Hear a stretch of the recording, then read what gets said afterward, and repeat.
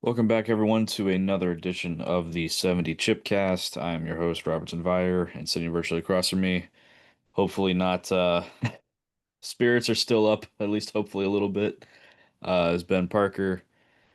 Uh, man, I'll be honest, I was at that game. I think I said it last week. I was at the game, Yeah. uh, against the Seattle Seahawks, and it was honestly a really cool atmosphere. It was, everyone seemed to, the energy that was in the building.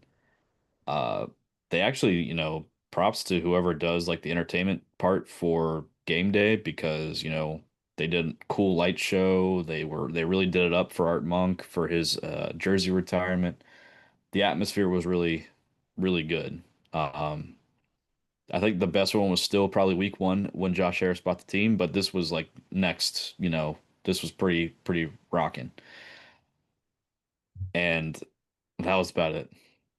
Like the air just left the entire stadium. One, when you went down 21 nothing, and then again when Jaden went out, it was just like, I mean, people started leaving.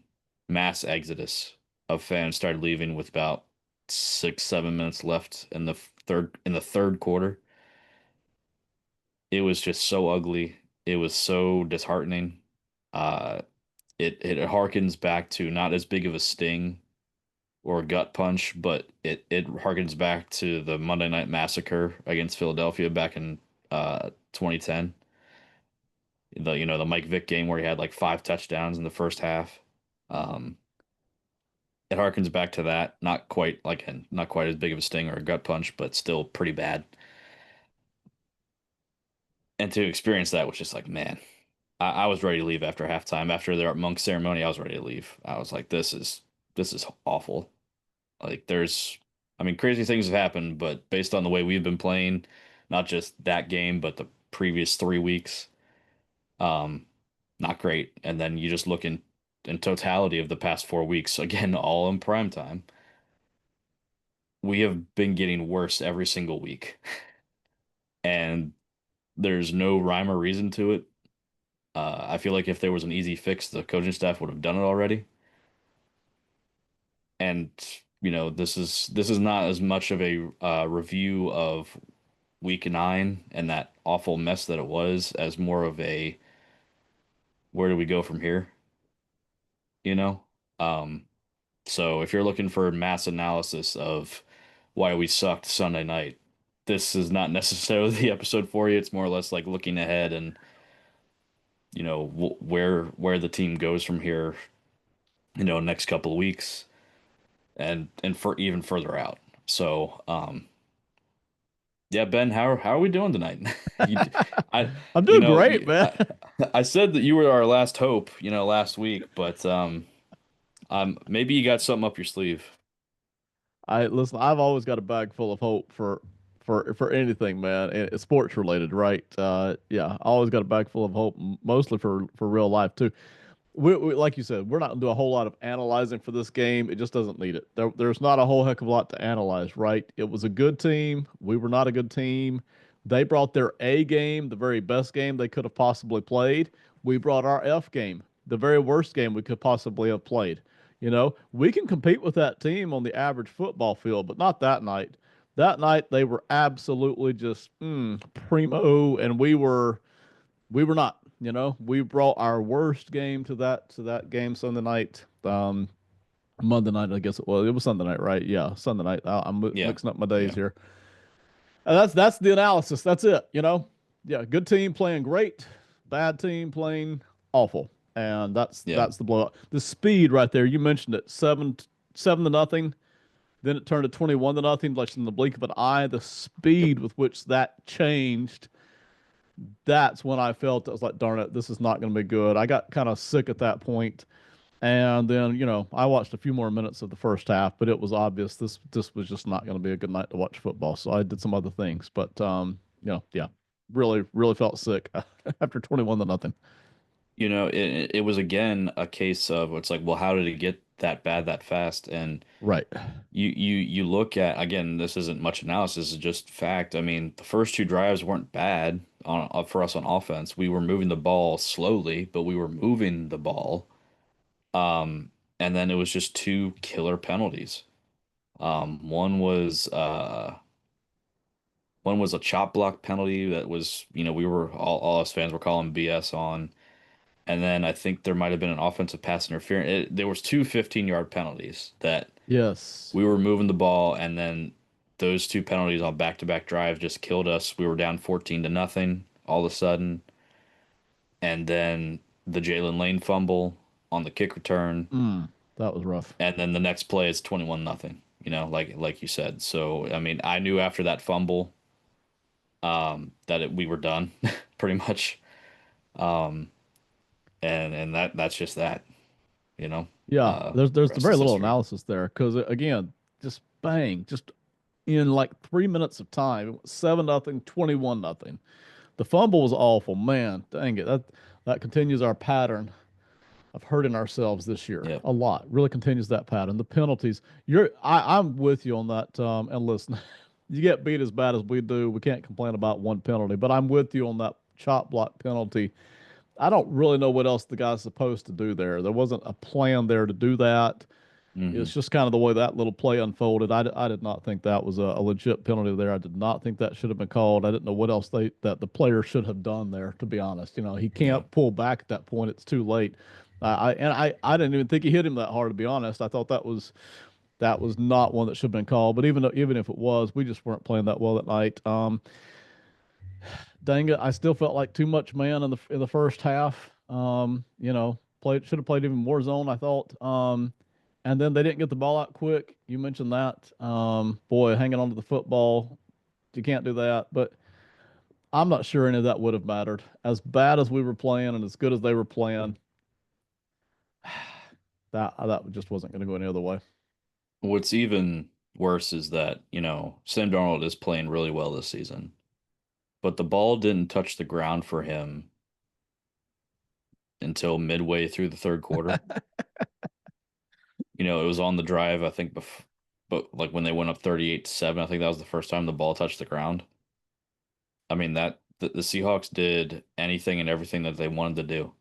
There were a lot of open receivers and easy passes. Yes, I Yeah. mean, the Seahawks brought their A game, but they didn't even have to try very hard that night. I mean, Nope. there was very little resistance, unfortunately, in terms of anything productive. Missed Anyway, opportunities, mistakes, we're not penalties. I going to go mean, deep into this Seattle game, y'all. Promise we're going to nope. look ahead past that to something Nope. bigger, but we got a little bit on the Seattle game here. Hey, we're going to Yes. toast somebody, man. We need Yep. to toast somebody coming out of this game. Yeah. Tressway, man. Yes, here's Been going strong Tressway. for 11 years, and he had a 63-yard punt. I think another couple inside the 20. Uh, Best performer of the night, man. I, ca- I know that's just the way it's been, man. And unfortunately, if you've been a fan of this team for, as long as he's been here in Washington, he's been kind of the player of the game a couple of times. Look, Just you wouldn't think it would be with this regime, but it is what it is. if you don't come to this show for anything else, you can always come for the toast segment because I don't care how bad the game was. We are going to find the guy who played well. All right. We will find you. We will toast you.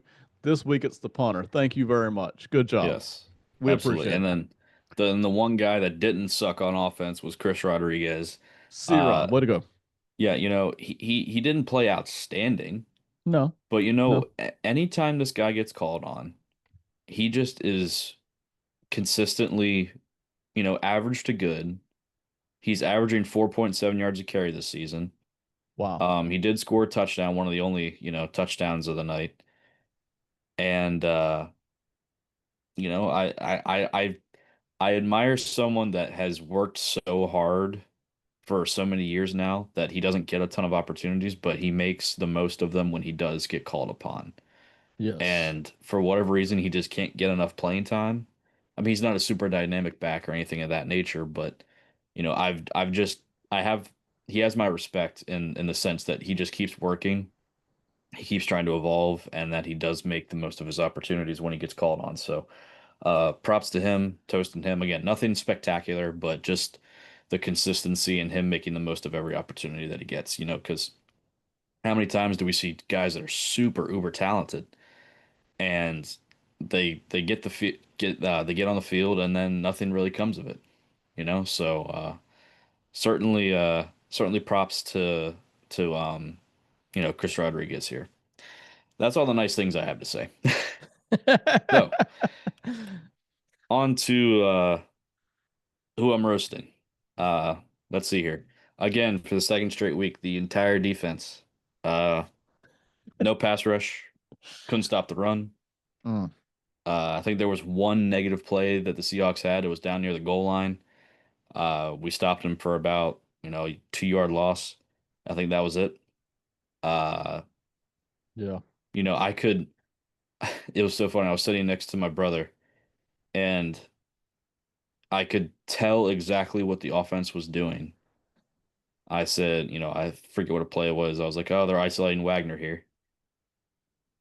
And then lo and behold, match up on Wagner goes right. Darnold goes right to him, snaps the ball, pitches the ball right to him. That happened like a couple times. I was just calling out the plays, like all I was like, oh, they're isolating him. They're gonna go right to him, and it's predictable at this point what's going to happen because we're so gosh darn bad and we're not mixing up anything. Right. It just it's not good. Um, Entire offense, including Jaden Daniels. Okay, so look, like I said, we started moving the ball, those first couple of drives. But then, the penalties killed us, which were offensive penalties that were made. Again, whether it be the one was a chop block. I think the other one was a face mask on one of the linemen. Yeah, hands to the face, face mask, yeah, something like that. Yeah. And so again, that's on the offense. Right. No receivers could get separation. Bill was not really that great.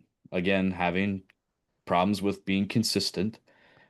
Jaden was missing. I mean, I could see it. I mean, again, it's easy to say that from the stands, but he was missing wide open guys, like just not either not seeing it or not wanting to pull the trigger. I don't know what it was. Um, I haven't seen this kind of, me and you kind of have a different viewpoint on it. I feel like Jaden has regressed. I mean, he was just running around all night long.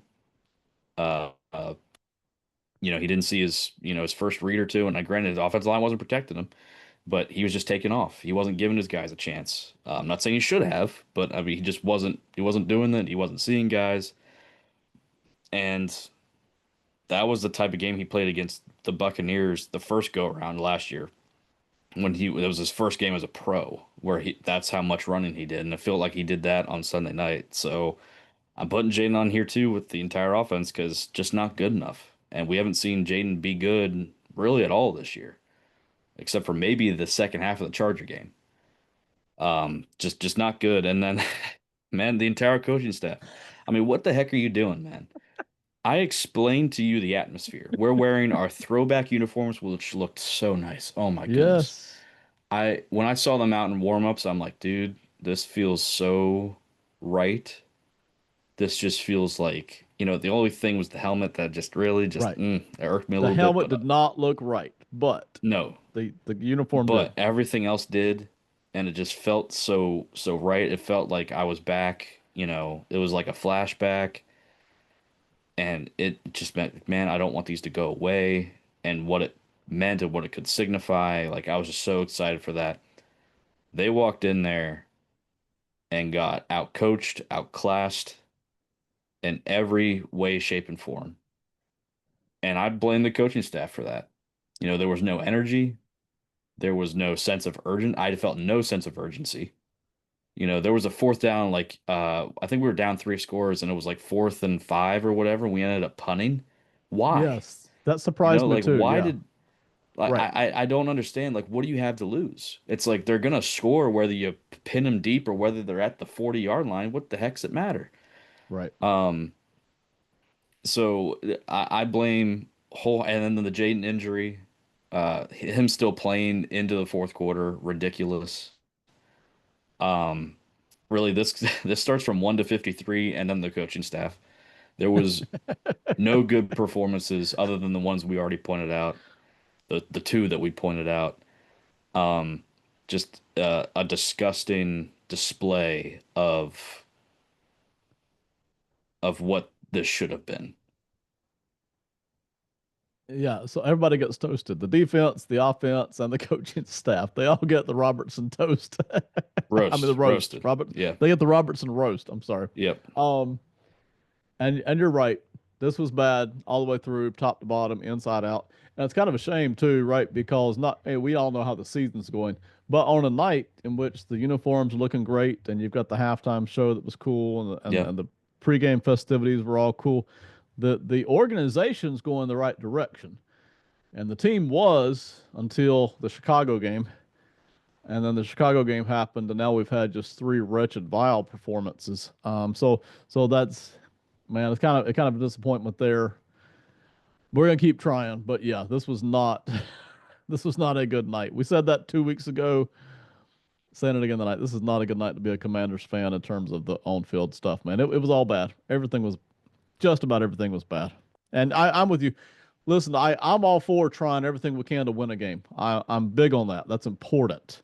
But when you've got a guy like Jaden Daniels and you're already down 31-7, whatever it was in the fourth quarter, he should be off the field. There's no more point in running him out there like that, especially when you know he's banged up. You know he's not 100%. You know he's been injury prone this year. You already know that. Don't put him out there. That should kind of be automatic, but I know for a lot of guys it isn't. So he should have been off the field for the fourth quarter. So I kind of alluded to at the beginning of everything. We were texting back and forth, and I told you, I said this is the third week in a row where this is the worst game I've seen from this regime. You know, the Cowboy game was really bad.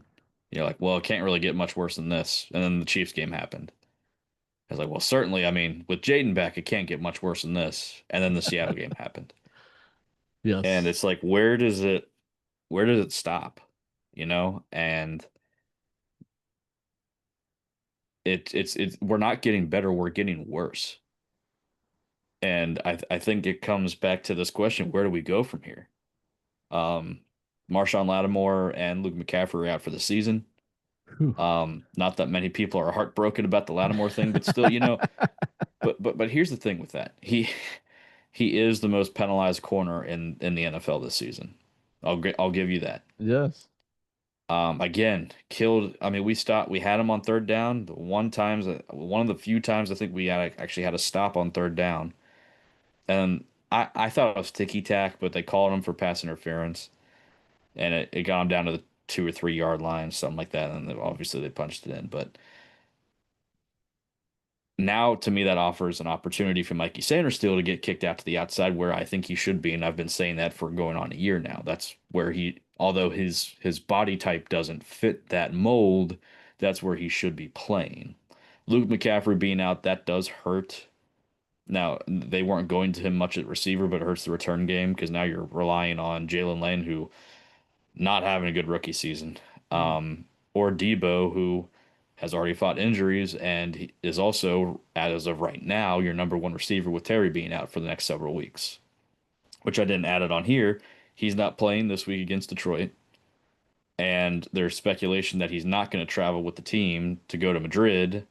Then you got the bye week, so we might not see him till the game against the Broncos. Um, so Lattimore, McCaffrey out for the season. Jaden Daniels, he wasn't put on IR. I have a theory as to why that is. Quid did take full responsibility for leaving him out there. He gave kind of a BS coach reason. He's like, "Oh, that was going to be his last series." It's like, okay, whatever, dude. Nothing you say at this point is going to justify why he was out there. The big change on defense is that Joe Witt is going to go from the box to the field, so that's going to fix everything, right? I Yes, mean, of just abs course. that's the magic fix. I mean, why didn't we think of this before? Um, and then no trades were made at the deadline. I have my own thoughts about that. A lot of fans do. It's kind of like, well, if you have a lot of veterans on expiring contracts or guys on deals with no guaranteed money left, it's like, why wouldn't you try to trade for something? If you know they're going to be leaving or if you know they're going to be walking. especially with, you can argue comp picks, but the amount of signings that we're going to have to make is going to cancel out those comp picks. So to me, it's a little hard to justify. Um, but I do have a theory behind it. Um, you're probably not going to like it, but I do have a theory for it. So, yeah, before I get into that, I'll let you kind of take your stab at everything that's kind of going on and what you think is the next steps and all of that happy stuff. I've got three things I want to hit real fast, one by one. The number one thing here is the schedule. There are several winnable games on that schedule, no matter who's playing quarterback for us. You look at the Dolphins, the Vikings, the Giants, the Cowboys. We can win all of those games. Any of those games, I mean, not all of them, but any of them. And then even the good teams. The Lions have their own weaknesses that they're dealing with that other teams are starting to kind of push on a little bit. So as good as they are, and they are really good, we will cover them in a preview on a different episode here in a few minutes. They're not unbeatable. Same thing for the Broncos. The Broncos are really good. They have their own weaknesses we can work with. And then the Eagles, I kind of wish we'd played the Eagles back in September, to be honest. That's going to be tough right there, both of those Eagles games. If I was going to mark anything as unwinnable, it would be those two Eagles games. But still, if we were to have Jaden back for those two games, and if he's getting any kind of a passing rhythm, which so far he hasn't, those games become winnable as well. The second thing is whether the games are winnable or not, it's important that everybody on the team and in the building, you scratch, claw, and fight for every game, every win.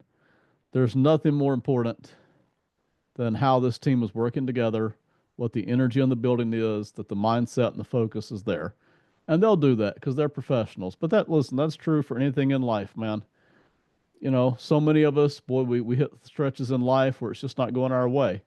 And you've got a choice of either laying down and letting it beat on you or getting up and going to work, and most of us get up and go to work, and that's what this team will do, and they'll focus.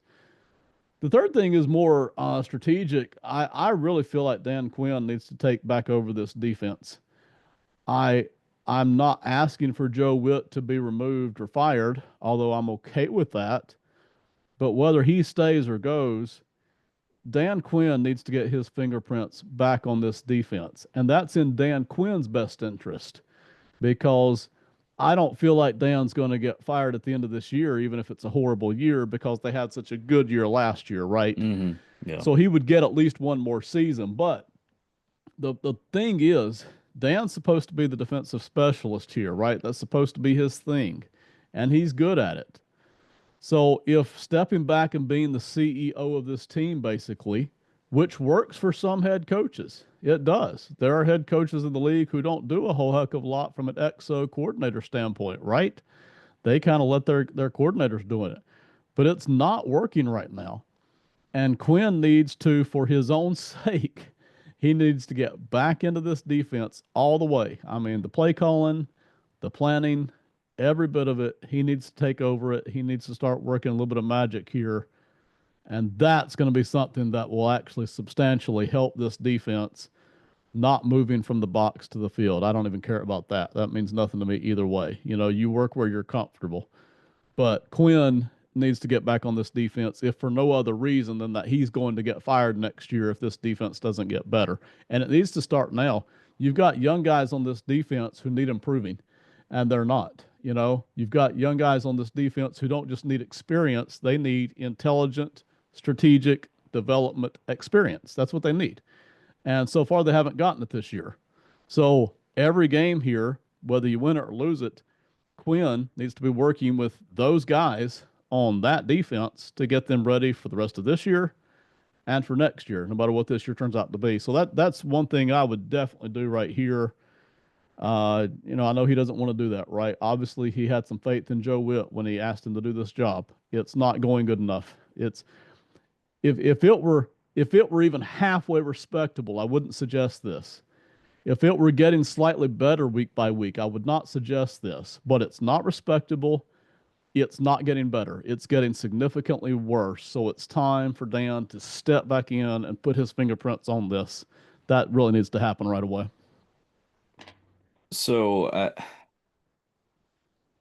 I guess my question, and I guess is kind of like a follow-up to what you just touched on, and maybe even a question on, going forward or just overall plan.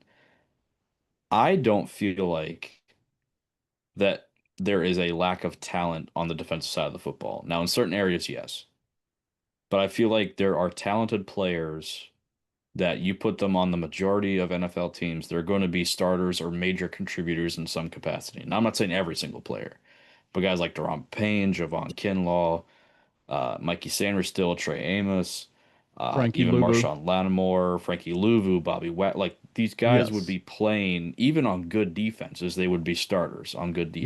defenses.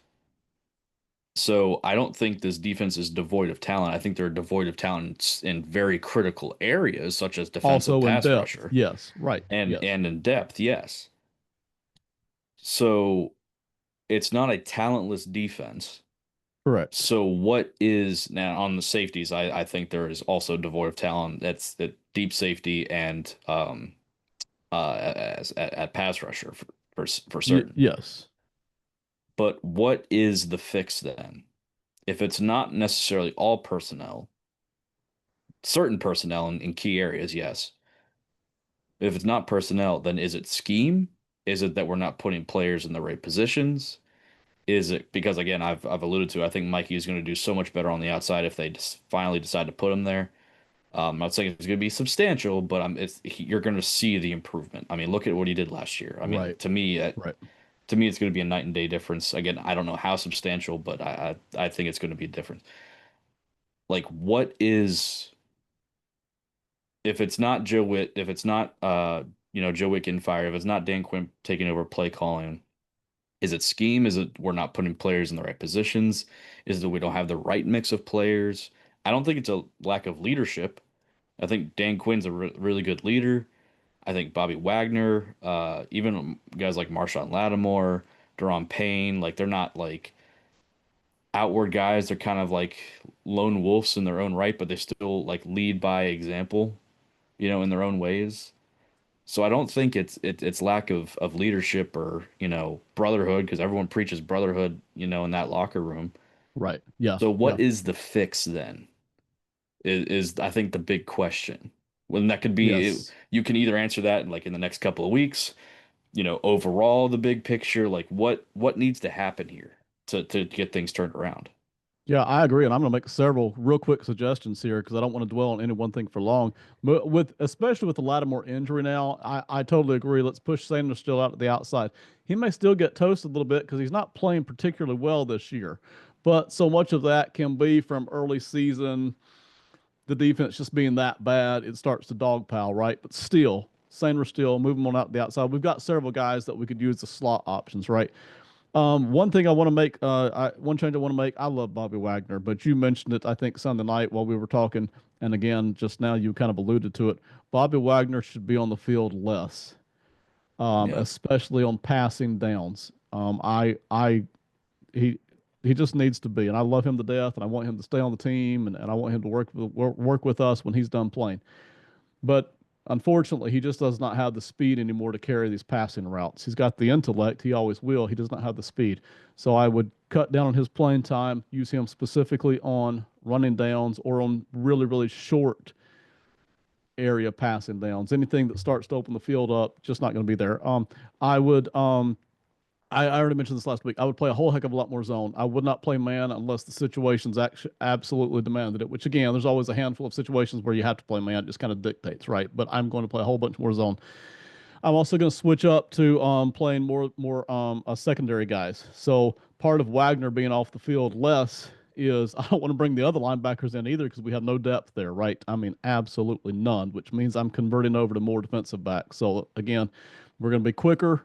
That means we're going to be lighter. We're not going to be particularly good against the run, but the past few weeks we've Or already not not been anyway. particularly good against the run. So Yeah. I don't know that Or we're not losing a anyway. whole heck of a lot there, to be honest.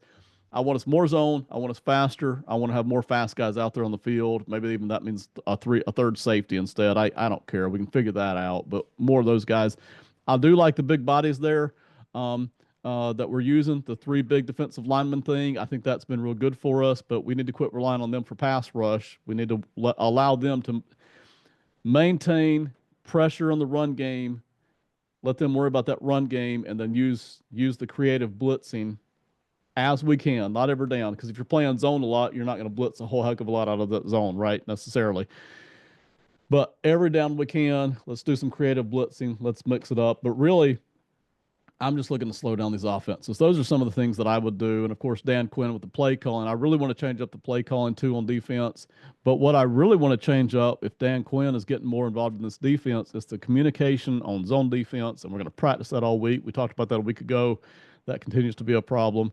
If he's more hands on, that communication should clean up. He's good at this. He's really good at this. He's shown that he's been real good for years at building these defenses. So he needs to get back into that day in and day out. That's just what's got to happen. The biggest things I would expect from Quinn, the communication will get cleaned up from practicing it more, and the play calling would be even better than it is from a defensive standpoint. Do you have anything long term? Any As long term far answers? as Or, I mean, just is it that, we need to switch up scheme? Is it, I mean, obviously we need to add players to bolster up, especially the pass rush. I mean, that needs to be the right, right, first, yeah. second, and third thing you address in the offseason. But, um, We need and somebody else in the safety. But secondary, and we need yes. another edge rusher. At least those two things. So I'm fine. I'm thrilled if Dan Quinn in the future, because it looks like we're building that way. If we want to keep building for a secondary that plays a lot of man defense in the future, I'm 100% fine with that. But like you said, you need an edge rusher who can support that, and you need another guy in the secondary who can support that. Hopefully, a safety who's very athletic and very fast. Right? That you need those two things in order to keep building that defense that way. We just don't have it right now. So at least for this season, we need to switch over to more prevent defense style of crap, right? I mean, let's just slow everything down, Right. keep it in front, don't give up the big stuff. Okay. So, I mean, I think we're both relatively on the same page. Yeah. So I will get to my rationale as to why I don't think Jaden Daniels is on the IR. So without this dislocated elbow, fractured arm thing, they're saying without surgery it's going to be between 4 and 5 weeks. Now, IR does put you on out for at least 4 weeks, a minimum of 4 weeks. I think that the plan going forward is this, that they think this Detroit game coming up is an any given Sunday type of deal. Like, hey, we weren't going to beat them last year in the playoffs. Everything went exactly our way, and Yeah. we shocked the world, right? I th I mean, obviously you have to as a coaching staff that's still trying to be optimistic as a front office. You can't. I think that's why no trades were necessarily made today. I think that there weren't good enough deals out there to be made. I mean, there was rumors that Debo and Von Miller were going to be shipped out to Buffalo, that Wiley and Allegretti might be in the move. A couple other players were rumored as well. Um, I think that's also a reason why they didn't trade anybody was one, probably not good enough offers, and two, I still think that they can somehow be in this on the out on the other side of the bye week. So, if you can somehow manage to shock Detroit, right, at home, then you got Miami and Madrid. Okay, you should win that game even with Mariota. Like you should be favored to win that game. To me, honestly, the game shouldn't be close, but who knows at this point, right? I It's probably I going I to be feel like we should close. beat the Yes. Dolphins. It's probably gonna be close, but we should beat the Dolphins pretty handedly. I would hope so. So ideally that gets you to 5 and 6 into the bye week. Okay, so that's 3 weeks that you given some time for some of these guys to get healthy. Where's Jaden going to be after 3 weeks? Is that going to be pushing it? You're at 4 to 5 weeks. We're 3 weeks, almost 4 weeks removed from that injury when we played Denver. Is he going to be practicing? Like, I think that they're really optimistic that, hey, he might be practicing. I don't know that he'll play, but if you can get some momentum going into the bye week and then you have essentially, 2 weeks to prepare for Denver, and it's like, okay, maybe we have a shot here at 5 and 6. Even if you drop to 5 and 7, like you said, I think we can beat the Vikings. That gets us to 6 and 7. I think we can beat the Giants. That gets us to 7 and 7. And then you're dealing with, okay, it's 7-7. You got to pretty much win out against Eagles, Cowboys, Eagles, which that presents its own challenges, but at least you're in the mix and the season isn't lost. So I know that sounds completely crazy based on what we've seen the past 4 weeks, but as a coaching staff and as a front office, you have to be thinking this way because you're mathematically not dead yet. And I think that's why they didn't make any trades today. I also think that's why they didn't put Jaden on IR because there is that outside chance that you could still be in this. Granted, you're going to lose at least one other game, at least, even if everything goes well your way. You're going to lose at least one other game this season, whether it's to Denver, whether it's to the Eagles, the Cowboys. You're going to lose at least one other game. So I think that they have to be thinking this way, and two, I mean, it's not out of the realm of possibility. We've seen crazier things happen, in the NFL season. So, um, I think that's the reason why some of these things have and have not been done. The Jaden Daniels thing is interesting. And my number one concern right there for Daniels is that he be healthy. I want him to come back healthy. I want him to finish out the season healthy. Let's assume, I'm kind of sticking on the Jaden Daniels thing here. Let's assume Lions, Dolphins, Broncos, based on the way the season has gone. Let's assume we beat the Dolphins and lose to the other two teams. That puts us at 4-7. Is that right? Or is that 4-8 by that time?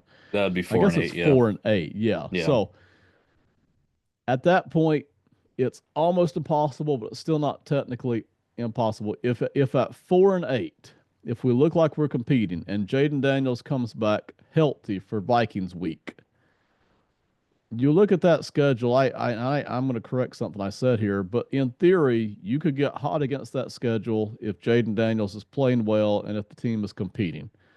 So we mentioned the Vikings. By the way, that's a team you'd be competing for a, possible seventh place spot if you were to catch fire. The Giants, that's a Yep. winnable game. That first Eagles game is probably not winnable, I don't think. But, I got to thinking that second Eagles game, if they don't have anything to play for and they decide to just sit everybody because they're already locked into a spot, then that game could become winnable all of a sudden. So out of those final Hmm. five games there, you have four winnables, and then maybe even the Eagles game if you're playing hot, that first one. So it's extremely unlikely. We all know the math here. We all know the tendencies. We all know how the season is going. If we're at 4-8, Jaden's coming back healthy. I want to play him, and we're going to go for it, man. If he doesn't come back until after the Giants game on December 20th, if he doesn't come back until then, and we're sitting at, I don't know, 5-10, whatever that would be, 5-9, I guess it would be. If we're at 5-9, I'd almost just rather go ahead and sit him the rest of the season for those final three Yeah, games because I would technically we'd too. have no shot at that point, right? Hmm. I would rather save him. But for me, that's where the break is. For the Jaden Daniels thing, there's nothing more. The season's still important, but once the season is truly lost, mathematically lost, why pull Jaden Daniels back out there for the last three games? That for me would be the break point. I certainly wouldn't want to, based on the amount of injuries that have taken place over the season. You definitely don't want any long-term injuries if he were to tear an ACL, God forbid, or re-injure the hamstring or anything of that nature. I don't want anything like that happening. So if we're out of it, like if we lose the next three games, to me, there's no reason to bring Jaden back. Maybe you play him against the Vikings and the Giants, and then if you lose those two games, you just shut him down. Um, See, and I would be tempted to do that. And I wouldn't want Dan Quinn to make that decision. I would want the general manager to step in and yeah. say, hey, I'll take the hit for this, whatever hit the media gives us, the fans give us, the players give us. I'll take the hit for that. But we're just going to, like you said, if three games left, we're technically out. Time to just let Jaden Daniels' season go ahead and come to an end. Because I know what happens there. Doctors will tell you, hey, there's no more risk of injury here that if he plays, because he's not going to that specific. That's a specific place, right? Whether it's knee, ankle, whatever. Hmm. Still, though, you have the body is more fatigued. The body is favoring certain parts in general because you've taken such a beating this year with the injuries. You are more likely to get injured again because of that, right? So, if at a certain point the season is truly technically mathematically lost, Jaden Daniels specifically, I'm more than willing to sit him at some point, and I really would want the general manager to make that call. Yeah, and we've seen teams do this before, where it's Yes, like, oh, he re-aggravated this thing, he'll be out, and really there's no, right. he might be limited to practice, but he's like, oh, he's not a full go, he's not feeling comfortable yet, and like Yes, we've seen teams do this where, they're not gonna, in baseball, basketball, even football. I mean, heck, Terry had an injury most of the offseason. Yeah, sure he did. And magically when he signs a contract, oh, I'm back out of practice. I'm feeling great. Yeah. So I it sounds crazy, man, but there is a modicum of hope here. Very, very, very small amount, but it's looking like 7-10, man. And that's being rather optimistic. That's if we get some things yeah. turned around and fixed, and it's probably more like 5-12, 6-11, At this unfortunately. point, 7-10, if we competed in most of those games, I'd be fairly content with based on what we've seen so far. Yeah. Yeah. Yeah, man. This is, we were planning to have a similar conversation like this in 2 weeks for the bye week, but Right. yeah, Surprise. just Came surprise, early. here it is, like we got nothing left, guys. Yeah, my hope is that there's some new revelations, whether it be good or bad, that we just don't have to talk about the same things over and over again. It's like, oh, we can't run, we can't cover. Well, what else is new? Like I I just hope know. it's not the Yes. same things. Like give us something new. Because for the entire season, it's been, hey, we're beating ourselves, we're playing sloppy, but we've Yeah. added to it. And for the past 4 weeks, it's been the same things. We can't play defense. We can't stop the run. We can't get the offense in high gear, even though it's producing something in most of these games. Yeah, same things. Please give us something new, something good. All right. Please, I did not ask already. My apologies. Please make sure you subscribe to this channel here, Pro Football Enterprises. And turn on notifications as well, especially if you are enjoying this type of content. Maybe not enjoy what the team's doing, but you're enjoying the Mm. content. Leave a like as well, a comment if you don't mind. We'd enjoy hearing your guys' thoughts and any feedback you might have for us. So please make sure you do that. Still want to shout out Ben for doing all these offense videos, man. They're so entertaining. They're so much fun. I can't wait to see what you add to the Seahawks video. I think you're getting re release that either this week or next week, based off of this last game. Because man, Jackson Smith and Jigba, he's no joke, man. This dude has a chance, statistically speaking, to set an NFL record for receiving yards, which is crazy Wow. to think about. Wow. Um, and I can't wait to see what you add to that. I know you're working on the Seahawks episode, and um, you do a great job with those. So I just wanted to, shout you out again for those. Thank you very much. I really appreciate that. We added the Tampa Bay Buccaneers offense tonight. Me and Shane and Austin, we agreed on the first part of the game plan, and then we started splitting up on what we would do with the second part of that game plan. So that was a really interesting conversation that we had to have there. And in 2 weeks, yes, we will release the Seattle Seahawks offense, which, by the way, they've added a new wrinkle with a new receiver here at the trade deadline. So Yep. even more difficult they're going to be than what they were than what we saw on Sunday night. So go check it out here on this same channel.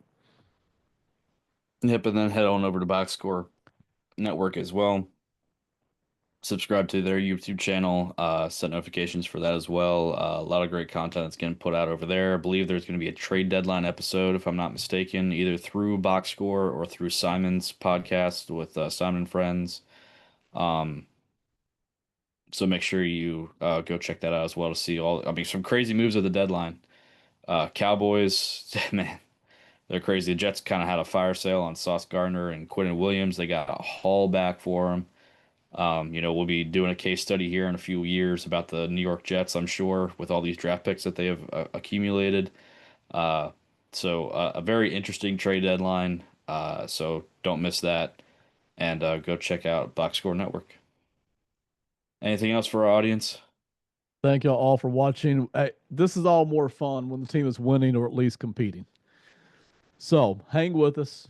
There will be brighter days ahead. I think this season we're going to have games where we compete better and win better. So we'll enjoy talking about that. We appreciate you hanging with us even during some of these losses and ugly games. All right, go check out our Detroit Lions preview. That'll be up soon after this is done, so make sure you go check that out, and we'll see you guys next time.